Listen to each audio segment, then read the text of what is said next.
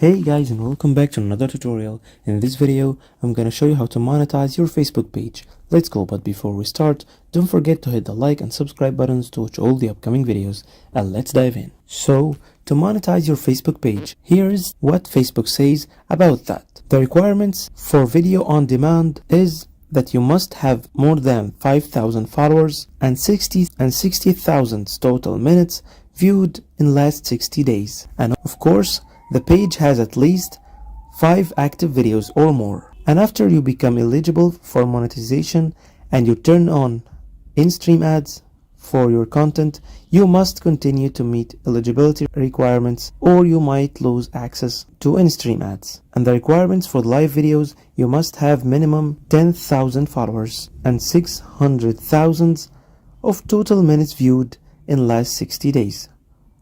Of course, these conditions are higher. And that's it.